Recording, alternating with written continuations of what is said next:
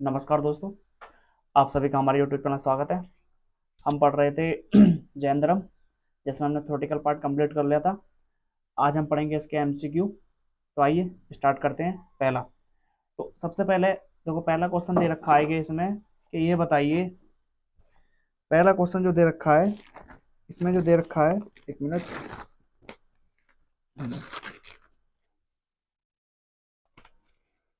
एक मिनट, बस एक मिनट। हम्म, पहला क्वेश्चन जो दे रखा है कि जैन धर्म के संस्थापक कौन थे। पहला क्वेश्चन है कि जैन धर्म के संस्थापक कौन थे। तो जैन धर्म के जो संस्थापक है वो है महावीर स्वामी। वो सॉरी, जैन धर्म के जो संस्थापक है वो है ऋषभदेव। कौन थे? ऋषभदेव पहले थे। और ये महावीर स्वामी कौन से थे? 24वें थे। कौन से थे? 24वें। और पार्श्वनाथ कौन से थे? 23वें थे। कौन से थे? 23वें। तो कहने का मतलब है कि जैन धर्म के जो संस्थापक है वो कौन थे? ऋषभदेव। इनका नाम आदिनाथ भी बोलते हैं हम इनको। और महावीर स्वामी जो है, इनका नाम, बचपन का नाम वर्धमान था। और पार्श्वनाथ जो था, काशी के रहने वाले थे। इनके पिताजी बनारसी के। आगे देखते हैं। अगला क्वेश्चन, कि जैन धर्म के प्रथम तीर्थंकर कौन है। तो प्रथम कौन है? ऋषभदेव है। तो प्रथम कौन है? ऋषभदेव है। ये पार्षद कौन होते हैं? 23वें। और महावीर स्वामी कौन से? 24वें हैं। तो जैन धर्म के जो प्रथम तीर्थंकर हैं वो कौन है? तीर्थंकर वो है महावीर, ऋषभदेव। और महावीर स्वामी कौन से? 24वें। और पार्श्वनाथ कौन से? 23वें। आगे देखते हैं। जैन तीर्थंकर, ठीक है, जैन तीर्थंकर प्रथम नाम निम्न में किससे संबंधित है। तो ये जो है, ये 23वें है। कौन, कहने का मतलब ये 23वें थे। ये कौन से नंबर के थे? 23वें थे। और 23वें थे। और कहाँ से संबंधित है? वाराणसी से थे इनके पिता। ठीक है, इनके पिताजी वहां के राजा थे। और इनके पिताजी का नाम था अश्व सेन। क्या नाम था? अश्व सेन। अश्व सेन, इनके पिताजी का नाम क्या था? अश्व सेन। और इनकी माता का नाम क्या था? माता का नाम था बामा देवी। क्या नाम था? बामा देवी। तो कहने का मतलब ये है कि पार्श्वनाथ कौन से नंबर के थे? 23वें नंबर के थे। कहाँ के रहने वाले थे? ये वाराणसी के रहने वाले थे। इनके पिताजी का नाम क्या था? अश्वसेन था। और इनकी माता का नाम क्या था? बामा देवी। आइए आगे देखते हैं। हाँ, अब देखो वो क्या रखा है कि इनके चित्र क्या क्या है। तो देखो, आदिनाथ, आदिनाथ और ऋषभ, बात एक ही है।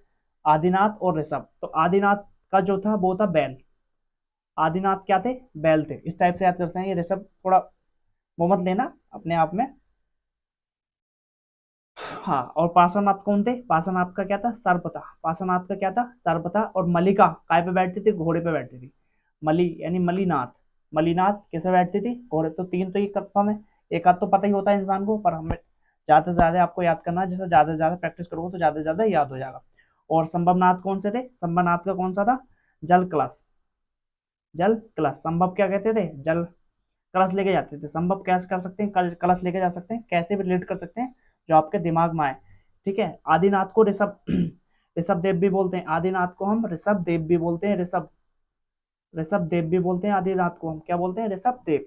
तो इसका आंसर क्या आ जाएगा? ए का पहला, बी का दूसरा, सी का तीसरा। और हाँ, तो इसका आंसर क्या है? ए। इसका आंसर क्या होगा? ए होगा। पहले का पहला, मिनट, मलिका। आदिनाथ का तो वृषभ है, सही है। और मलिका नाथ का है हमारे पास। मलिकानाथ का ही होगा जल क्लास। मलिकानाथ का क्या होगा? जल क्लास। सॉरी, गलती हो गई, एक मिनट।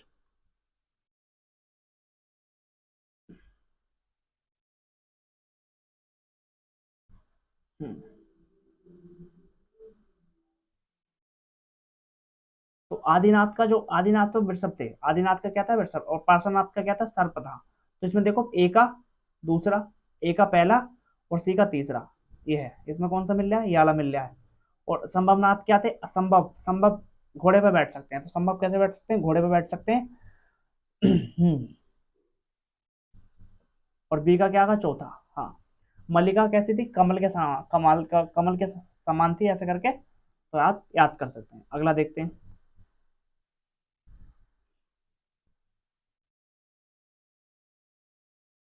तो इसमें भी मिलाने दे रखा है। इसमें भी मिलाने दे रखा है। देखो, आदिनाथ किससे संबंधित है? आदिनाथ जो संबंधित है वो है बैल से। पार्श्वनाथ क्या है? सर्प से संबंधित है। पार्श्वनाथ किससे संबंधित है? सर्प से। महावीर, महावीर स्वामी कौन थे? सिंह थे। महावीर स्वामी कौन थे? शेर थे। महावीर कौन होता है? शेर होता है। और शांतिनाथ क्या था, हिरण थे। शांतिनाथ कौन थे, हिरण थे। तो शांतिनाथ कौन थे, हिरण थे। तो आइए देखते हैं, एका तीसरा, एका तीसरा इसमें नहीं है, एका तीसरा इसमें नहीं है, तो इसका आंसर क्या आएगा, डी आएगा। इसका आंसर क्या आएगा, डी आएगा। अगला देखते हैं, देखो ये पूछ रहा है कि हाँ, इनके पूछ रहा है कि निर्माण स्थल। देखो ऋषभनाथ का तो निर्माण स्थल अष्टपद था। बासु बासु बासु पूज्य का चंपापुरी था। कौन सा था, चंपापुरी। कौन सा था, चंपापुरी था। तो इसका आंसर क्या है, बी। इसका आंसर क्या है, बी। और नेमिनाथ का क्या था, उज्जैन था। देखो चंपापुरी था। बाजपूज्य जैन के बार में तीर्थंकर थे, कौन से थे, बार में थे। उनका जो निर्माण था वो कहाँ था, चंपापुरी में था। और शेष सभी युग सही सुमेलित हैं। अगला देखते हैं।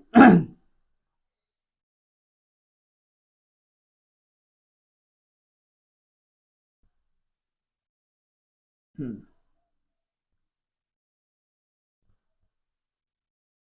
देखो अगला देखेंगे हम।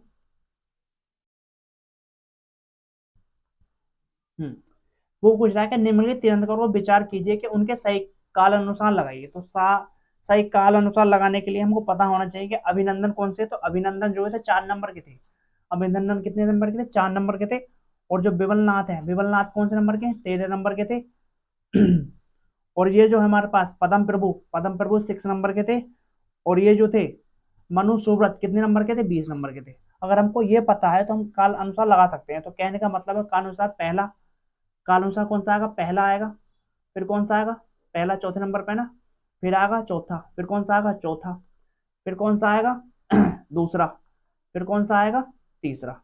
तो देखो कहाँ लग रहा है, ठीक है, 14 23। तो पहला, चौथा, दूसरा, तीसरा, पहला। तो इसका आंसर कौन सा है, पहला है। तो इसका आंसर क्या है, पहला है। तो इसका आंसर कौन सा है, पहला। अभिनंदन कितने नंबर के हैं, अभिनंदन तो 4 नंबर के थे। अभिनंदन कितने नंबर के, 4 नंबर के थे। विमलनाथ कितने नंबर के थे, 13 नंबर के थे। विमलनाथ कौन से नंबर के हैं, 13 नंबर के हैं। पदम प्रभु कितने नंबर के हैं, 6 नंबर के हैं। और मुनि सुब्रत कितने नंबर के हैं, वो है हमारे पास 20वें नंबर के। अगर तुमको ये पता है, देखो मेंस में आया हुआ है, बहुत टफ क्वेश्चन था ये। पर जिसने याद कर रखे हैं 24 के 24 तीर्थंकर, उसको तो आसान लगेगा ये। और जिसे याद नहीं है ना, तो इसलिए कहते हैं ज्यादा से ज्यादा प्रैक्टिस करो। घटना चक्र ज्यादा से ज्यादा प्रैक्टिस करो, आरओ के लिए बहुत इंपॉर्टेंट है ये सीरीज। देखो अगला पूछ रहे हैं कि महावीर स्वामी का जन्म कहाँ हुआ था। तो महावीर स्वामी का जो जन्म हुआ था कुंडल ग्राम में हुआ था। और जो कहाँ पड़ता है, वैशाली के पास पड़ता है। कहाँ पड़ता है, वैशाली के पास पड़ता है। कहाँ पड़ता है ये, वैशाली के पास पड़ता है। कहाँ पड़ता है ये, वैशाली के पास पड़ता है। अगला देखते हैं।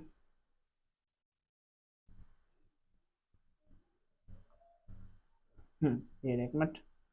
कुंडल जन्म स्थान है, कुंडलपुर जन्म स्थान है किसका है ये महावीर स्वामी का। ये कौन से नंबर के थे, 24वें नंबर के थे। कौन से नंबर के थे, तीर्थंकर कौन से नंबर के थे, 24 नंबर के थे। आगे देखते हैं। हम्म जैन धर्म के प्रवर्तक महावीर जी का मोक्ष स्थान, मोक्ष कहाँ मिला था उनको, मोक्ष कहाँ मिला था, पावापुरी में मिला था। कहाँ मिला था, पावापुरी। इनका क्या, पावापुरी। कहाँ मिला था इनको, पावापुरी में मोक्ष मिला था। मोक्ष कहाँ मिला था इनको, पावापुरी में मिला था। और पावापुरी कहाँ पड़ता है, बिहार बिहार में पड़ता है। कहाँ पड़ता है ये, बिहार में पड़ता है। कहाँ पड़ता है ये, बिहार में पड़ता है। पावापुरी कहाँ पड़ता है, बिहार में पड़ता है। आगे देखते हैं। महावीर जैन की मृत्यु किस स्थान पर हुई थी, यानी निर्माण कहाँ हुआ था। तो कहाँ हुआ था, पावापुरी में हुआ था। और इनका जन्म कहाँ हुआ था, कुंडल वन में हुआ था। कुंडल। तीर्थंकर शब्द संबंधित है, तीर्थंकर किससे संबंधित है, जैन से संबंधित है। किससे संबंधित है, जैन से संबंधित है। अगला देखते हैं। जैन तीर्थंकरों के क्रम में अंतिम कौन सा था, अंतिम। ठीक है, देखो ये जो ऋषभ देव थे हमारे पास पहले थे। ऋषभ देव पहले थे, ये हमारे पास 23 में थे। और ये कौन से थे, 24 में थे। तो सबसे लास्ट में कौन से थे, महावीर स्वामी तो थे। महावीर स्वामी तो थे लास्ट में। तो इसका आंसर क्या जाएगा, महावीर स्वामी। अगला देखते हैं। निम्नलिखित में से कौन सा जैन तीर्थंकर नहीं है, देखो सबसे पहले चंद्रप्रभु भी तो थे हमारे पास, नाथ मुनि नहीं थे। नाथ मुनि नहीं थे, संभव नाथ भी थे और नेमी थे, नेमिनाथ भी थे। तो इसमें कौन नहीं है, नाथ मुनि नहीं थे। तो इसका आंसर क्या आएगा, नाथ मुनि। आगे देखते हैं।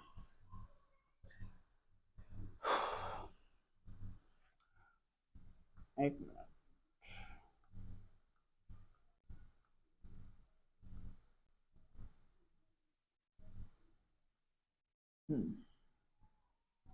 क्वेश्चन है कि प्रभास गिरी जिनका तीर्थ स्थल है वो किनका है, वो जैन का है। किनका है, जैन का है। किनका तीर्थ स्थल है, ये जैन का है। जैन धर्म में पूर्ण ज्ञान के लिए एक शब्द है, तो क्या है, जब इंसान को पूर्ण ज्ञान हो जाता है उसको क्या बोलते हैं, केवल्य या निर्वाण, क्या बोलते हैं, केवल्य बोलेंगे या निर्वाण, केवल्य बोलेंगे, सॉरी निर्माण नहीं बोलेंगे, केवल्य बोलेंगे जब पूर्ण ज्ञान प्राप्त हो जाएगा। हाँ। अब पूछ रहा है कि महावीर स्वामी को किस नदी के तट पर ज्ञान प्राप्त हुआ था, तो किस नदी के तट पर हुआ था, रिजुपालिका नदी के पास पर हुआ था। कौन सी नदी के पास हुआ था, रिजुपालिका नदी के पास हुआ था, तो इसका आंसर क्या है, डी। तो इसका आंसर क्या है, डी। इसका आंसर क्या है, डी।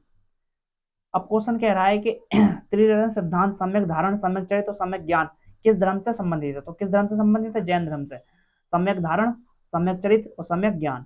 धारण चरित्र ज्ञान, ज्ञान धारण चरित्र, ज्ञान धारण चरित्र याद कर लेना। एक तो ज्ञान है हमारे पास, ज्ञान धारण और क्या है, चरित्र, और चरित्र, ज्ञान धारण चरित्र, इसके आगे सम्यक लगा देना, सम्यक, तो ज्ञान धारण चरित्र। तो किसके हैं तीन रतन, किसके तीन रतन है ये है हमारे पास जैन धर्म के, तो किसके रतन है ये, जैन धर्म के। अगला क्वेश्चन पूछेंगे, तीन रतन, थ्री रतन जैसे सटीक ज्ञान, सच्ची आस्था और सटीक क्रियान्वयन में से किससे संबंधित है, तो किससे संबंधित है, जैन धर्म से संबंधित है। किससे संबंधित है, ये जैन धर्म से संबंधित है। आगे देखते हैं।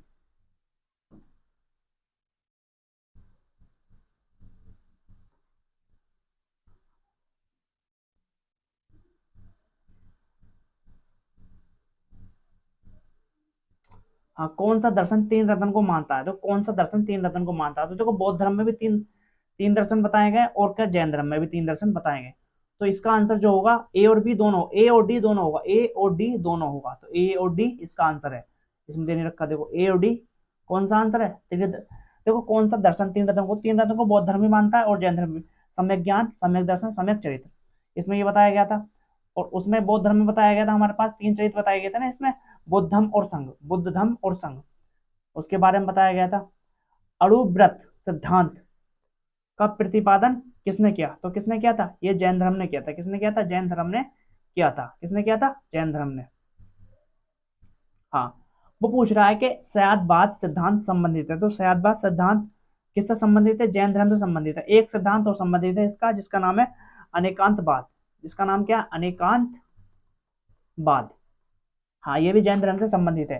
तो सयादवाद जो सिद्धांत है ये किससे संबंधित है, जैन धर्म से, और एक आता है इनमें अनेकांतवाद, एक किससे संबंधित है, ये संबंधित है हमारे पास जैन धर्म से संबंधित है। आगे देखते हैं।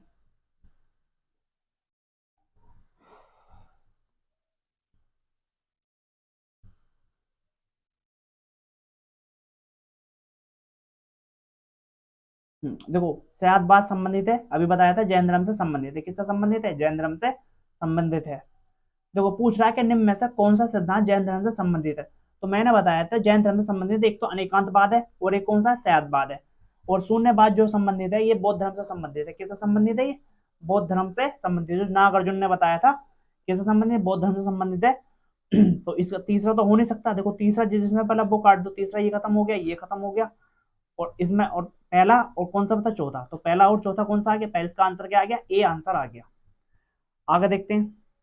जैन दर्शन के अनुसार सृष्टि की रचना एवं पालन पोषण सार्वभौमिक विधान से हुआ है, तो सार्वभौमिक विधान से हुआ है, सार्वभौमिक किससे हुआ है, विधान से हुआ है। अगला देखते हैं, अनेकांत निम्नलिखित में से किसका क्रोध सिद्धांत है, तो भैया जैन मत का है, किसका है, जैन मत का है। अगला देखते हैं।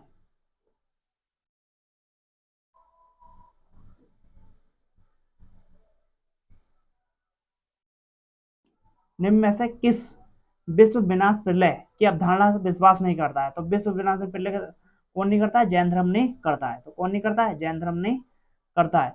जैन धर्म का आधारभूत बिंदु क्या है, तो जैन धर्म का जो आधारभूत बिंदु है वो है अहिंसा।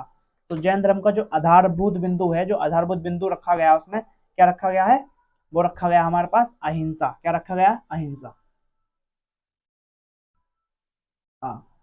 ठीक है। अब जो को ये बता रहा है कि यापनीय किसका एक संप्रदाय, यापनीय किसका, बौद्ध धर्म को तो है नहीं, शैव धर्म का भी नहीं है, वैष्णव धर्म का नहीं है, तो किसका है, जैन धर्म का है। तो यापनीय किसका एक संप्रदाय, ये संप्रदाय है जैन धर्म का, किसका संप्रदाय है, जैन धर्म का संप्रदाय है।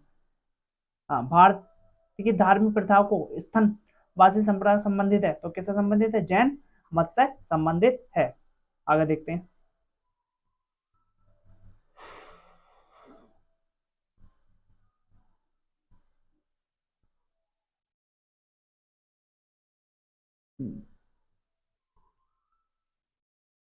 पूछ रहा है कि निम्न में से कौन सा पूर्वकालिक ग्रंथ है, तो पूर्वकालिक कौन सा है, 14 पूर्व, कौन सा है, 14 पूर्व है। पूर्वकालिक ग्रंथ कौन सा है, 14 पूर्व है। हाँ। पूछ रहा है कि प्रारंभिक जैन साहित्य निम्न में से किस भाषा में लिखे गए, जो प्रारंभिक जैन साहित्य लिखे गए थे वो किस भाषा में लिखे गए थे वो लिखे गए थे अर्ध मगधी में, और पाली में कौन से थे, बौद्ध धर्म के ग्रंथ थे। पाली में प्राकृत है। निम्न में से कौन सा स्थल पार्श्वनाथ के संबंध में कर्ण जैन सिद्ध माना जाता है, तो कौन सा माना जाता है, सम्मेद शिखर माना जाता है। क्या माना जाता है, सम्मेद शिखर माना जाता है। क्या माना जाता है, सम्मेद शिखर माना जाता है।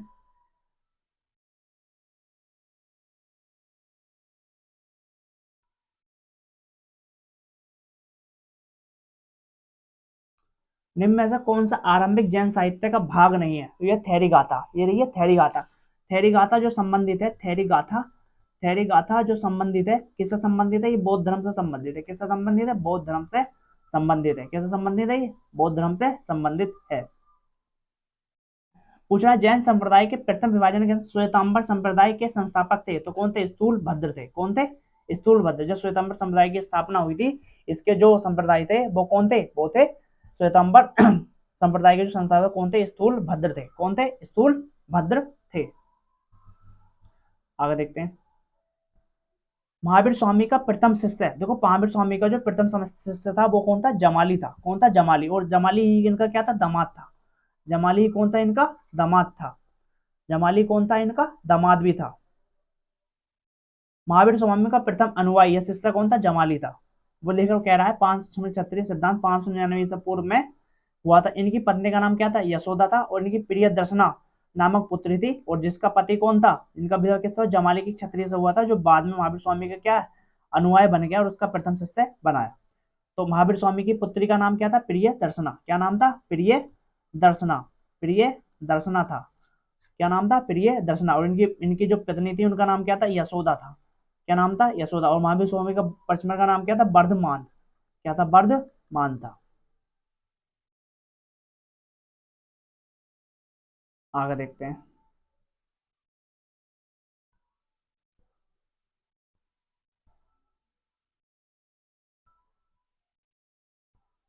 क्वेश्चन कह रहा है कि किस जैन सभा में अंतिम रूप से श्वेतांबर आगमन का संपादन हुआ था, तो किसमें हुआ था, पाटलिपुत्र में हुआ था। कहाँ हुआ था, पाटलिपुत्र में हुआ था।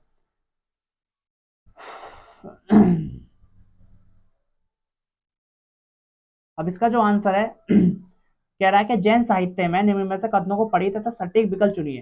देखो पहला कथन कह रहा है कि श्वेतांबर धर्मसूत्र में 12 अंग शामिल है, तो सही बात है। श्वेतांबर धर्मसूत्र में कितने अंग शामिल है, 12 अंग शामिल है। और श्वेतांबर परंपरा के अनुसार इन अंगों का संकलन वल्लभी में आयोजित एक धर्मसभा में हुआ था, तो ये बात गलत है। तो ये बात कहाँ है, गलत है। तो आयोजन कहाँ हुआ था तो आंसर क्या है इसका, ये है। कथन एक सही है, लेकिन दूसरा क्या है, गलत है।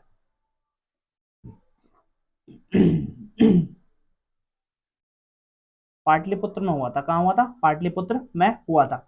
अब देखो वर्तमान में महावीर की माता लिच्छवी का मुख्य चेटक की पुत्री थी। चेटक की पुत्री नहीं थी, चेटक की क्या थी, बहन थी। क्या थी, चेटक की बहन थी। अब देखो पहला किसमें है, तो वो गलत है। देखो पहला ये खत्म है और ये खत्म है। अब वो पूछ रहा है कि जैन धर्म कौन से थे, जो 23वें तीर्थंकर पार्श्वनाथ बनारस से, तो ये बात सही है। तो तीसरा किसमें है, वो सही है। तो तीसरा इसमें है नहीं, तो इसमें है, तो इसका आंसर क्या आ गया, ये आ गया। आगे देखते हैं।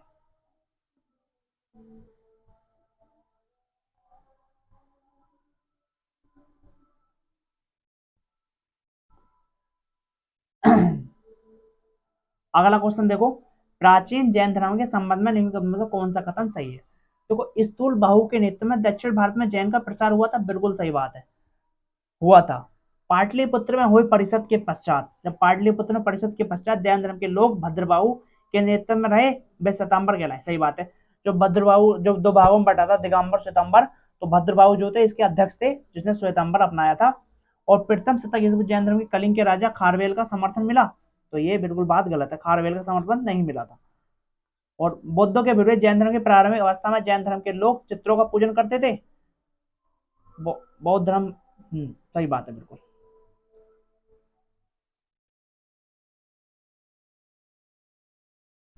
क्वेश्चन कह रहा है कि अगला क्वेश्चन देखो, जैन सिद्धांत के संप्रदाय के अनुरूप है, कर्म को विनष्ट करने का सुनिश्चित मार्ग तपस तपश्चर्या है।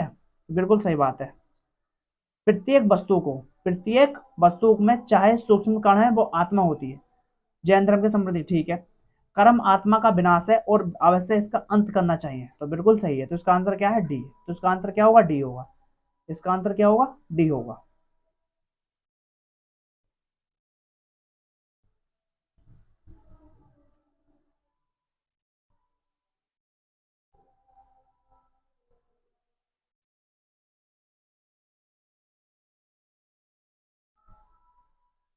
क्वेश्चन कह रहा है कि समाधि मरण किस दर्शन से संबंधित है? तो समाधि मरण जो संबंधित है वो है जैन दर्शन से। किससे संबंधित है? जैन दर्शन से संबंधित है। क्वेश्चन कह रहा है कि निम्नलिखित में कथनों पर विचार कीजिए। दक्षिण भारत के इक्ष्वाकु शासक बौद्ध मत के बृहद आत्मक थे। बिल्कुल गलत बात है, ये नहीं थे। पूर्वी भारत के पाल शासक बौद्ध मत के समर्थक थे, ये तो बिल्कुल सही बात है। तो इसका आंसर क्या होगा? बी। इसका आंसर क्या होगा? बी। हाँ, अजीबक संप्रदाय के संस्थापक हैं। अजीबक संप्रदाय के संस्थापक वो कौन है? देखते हैं। अजीबक संप्रदाय के जो संस्थापक हैं वो कौन है? तो कौन है? मखाली गोसल। कौन है? मखाली गोसल। अब वो पूछ रहा है कि निम्नलिखित में से किसने प्रतिपादित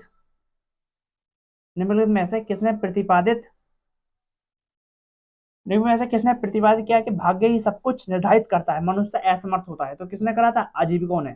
अजीबक जो थे वो कहते थे जो भी होता है भाग्य के अकॉर्डिंग होता है, तो भाग्य के बिना कुछ नहीं होता।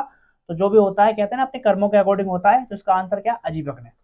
संप्रदाय जो नियति की अटलता में विश्वास करता है उसको क्या बोलते हैं? अजीबक बोलते हैं। क्या बोलते हैं?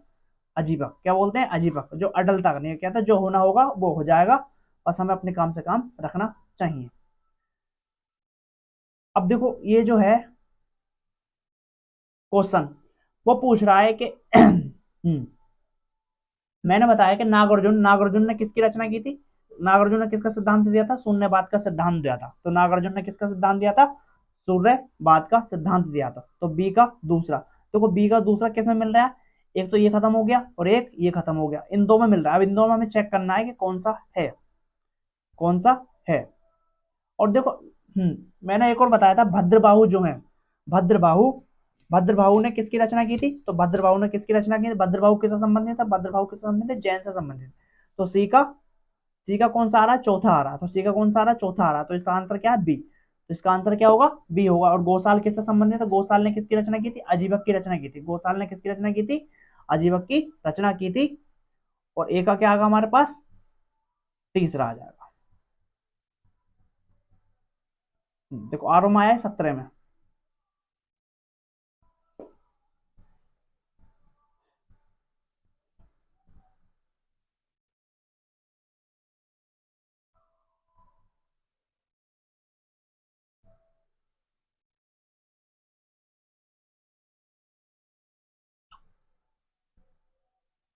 देखो लकुलिस ने क्या था? पशुपात का सिद्धांत दिया था। पशुपत का सिद्धांत दिया था। नागार्जुन ने किसका दिया था? शून्यवाद का। और भाववाद किससे और गोसाल किससे संबंधित थे? अजीबक से संबंधित थे। ठीक है। बराबर की गुफाओं का उपयोग किसने आश्रय गृह के रूप में किया था? तो बराबर की गुफा किसने की थी? वो अजीविकाओं ने किया था। किसने किया था? अजीविकाओं। ठीक है, अजीविकाओं ने किया था। उत्तर प्रदेश में बौद्ध धर्म में जैन धर्म प्रसिद्ध तीर्थस्थल है, वो कौन है हमारे पास? कौसंबी। कौन है? कौसंबी है। कौन है? कौसंबी। तो इसका आंसर क्या होगा? कौसंबी है। निम्न में से कौन सा कथन सही है? श्रावण बेल गोला स्थित गोमेश्वर की प्रतिमा जैन के अंतिम तीर्थ को दर्शाती है। भारत का सबसे बड़ा बौद्ध मठ अरुणाचल प्रदेश में है, तो ये बात गलत है। सबसे बड़ा जो बौद्ध मठ है वो हमारे पास बिहार में है। एक मिनट।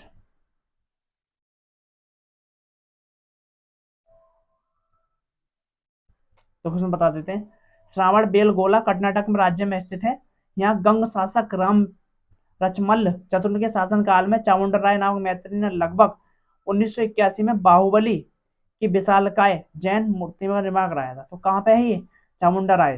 कहाँ पड़ता है? चामुंडा राय मंत्री ने कहाँ कराया था? निर्माण कराया था। कहाँ कराया था? कर्नाटक में कराया था। कहाँ है ये? कर्नाटक में स्थित है। बाहुबली प्रथम जैन तीर्थंकर ऋषभदेव के पुत्र माने जाते हैं। तो बाहुबली जो थे वो किसके पुत्र माने जाते थे? ऋषभदेव के पुत्र माने जाते थे। अन्य तीनों कथन क्या है? सही है। अन्य तीनों कथन क्या है? सही है। अगला देखते हैं, श्रावण बेला में गोमे से विशाल प्रतिमा किसने स्थापित की थी? तो किसने की थी? चामुंडा राय ने स्थापित की थी। तो किसने की थी? चामुंडा राय ने स्थापित की थी। महान धार्मिक घटना महामस्तक अभिषेक नियम से किससे संबंधित और किसके लिए की जाती है? तो किसके लिए की जाती है? ये बाहुबली के लिए की जाती है। तो आज के लिए इतना ही, फिर मिलते हैं अगली क्लास में। अगर हमारी वीडियो आपको अच्छी लगे तो लाइक करें, शेयर करें, हमारे चैनल को सब्सक्राइब करें और ज़्यादा से ज़्यादा हमारे चैनल को इसको, अगर पीडीएफ चाहिए तो लिंक मैंने इसका टेलीग्राम लिंक डाल दिया चैनल के डिस्क्रिप्शन में, आप देख लेना और जल्द से ज्वाइन कर लेना आगे की अपडेट जानने के लिए। फिर मिलते हैं अगली क्लास में। धन्यवाद।